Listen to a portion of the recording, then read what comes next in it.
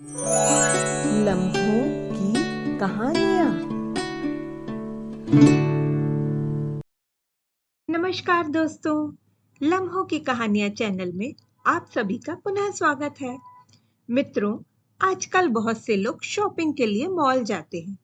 कई बार मॉल में जाने अनजाने कुछ ऐसी घटनाएं हो जाती हैं कि उस वक्त तो हमें शर्म आती है, पर बाद में जब भी वो घटना याद आती है तो चेहरे पर मुस्कान जरूर आ जाती है।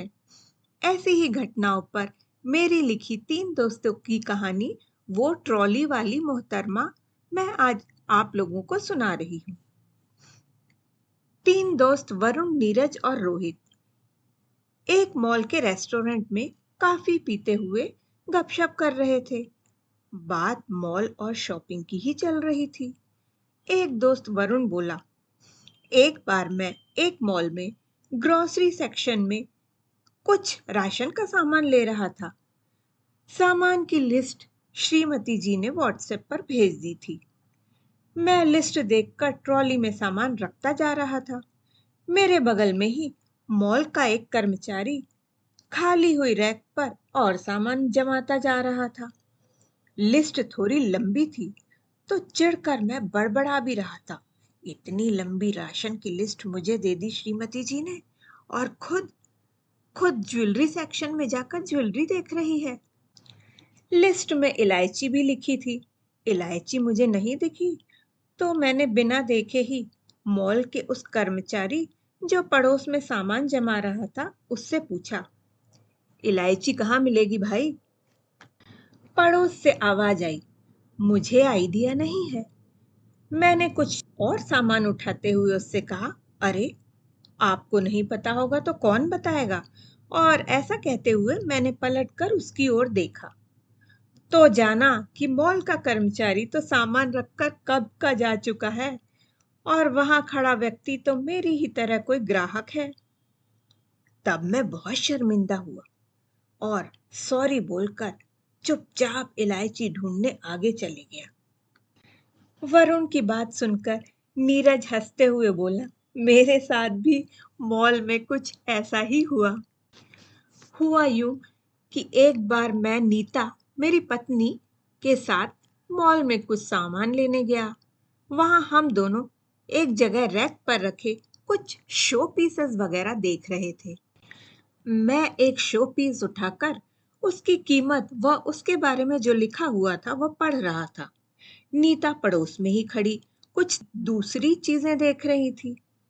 एक शो पीस मुझे अच्छा लगा तो उसके बारे में पढ़कर मैंने नीता से पूछा, क्यों, क्या कहती हो, कैसा है ये शो पीस?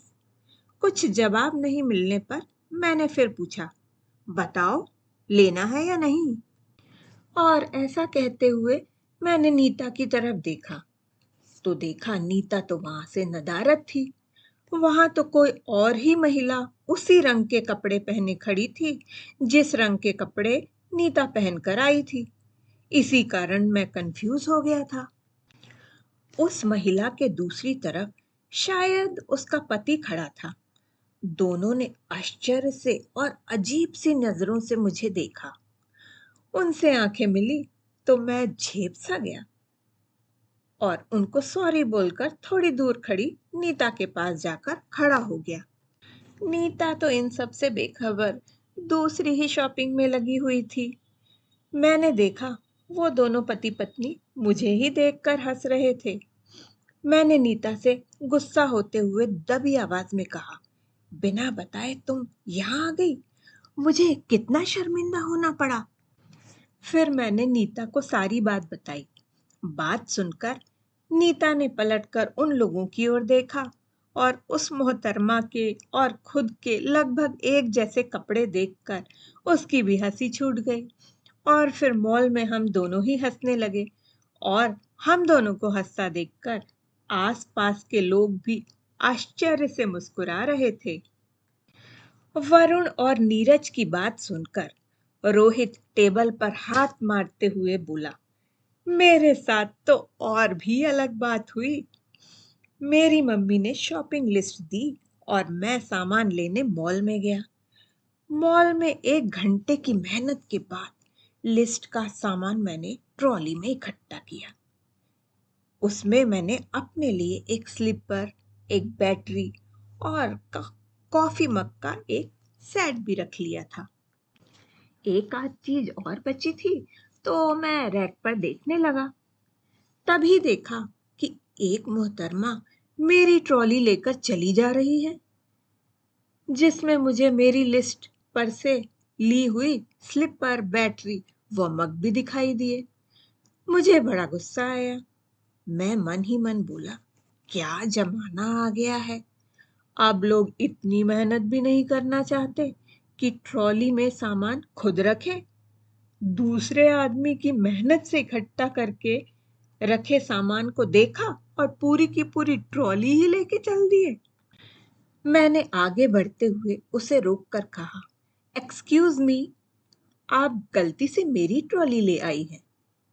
उस मोहतरमा ने अपनी ट्रॉली को देखा, फिर घूर कर मुझे देखा और बोली, मैं आपकी ट्रॉली क्यों लाऊंगी? ये मेरी ट्रॉली है। गलतफहमी तो आपको हुई है। कहीं और जाके अपनी ट्रॉली ढूंढिए। मैं उससे बहस करने ही वाला था कि मेरी नजर मेरी ट्रॉली पर पड़ी, जो एक साइड में रखी थी। शायद किसी का धक्का लगने से वह थोड़ी दूर खिसक गई थी। अब तो मेरा चेहरा देखने लायक था। मुझसे तो ट्रॉली वाली मोहतरमा को सॉरी भी नहीं बोला गया और मैं चुपचाप वहां से सर झुकाकर चला गया। उसके बाद तो जब भी मैं मॉल जाता हूँ, हर बार अपनी ट्रॉली पर नजरें जमाए रखता हूँ और बाद में जब भी ये बात याद आती है तो बहुत हंसी आती है। और तीनों दोस्त मॉल से जुड़े किस्सों पर हंसते हुए वहां से चले गए। तो देखा दोस्तों आपने, हमारे जीवन में होने वाली कई छोटी छोटी सी घटनाएं हमें सतर्क रहने का सबक तो देती ही हैं, साथ ही जीवन की यादों का हिस्सा भी बन जाती हैं। और जब भी आसपास किसी के साथ ऐसी या मिलती जुलती कोई घटना होती है तो हमारे चेहरे पर बरबस ही मुस्कुराहट आ जाती है। यदि आपके साथ भी ऐसी ही कोई घटना हुई हो तो कमेंट्स में जरूर बताएं। दोस्तों, कृपया मेरे चैनल को लाइक व शेयर करें और मेरे चैनल को सब्सक्राइब अवश्य करें। धन्यवाद।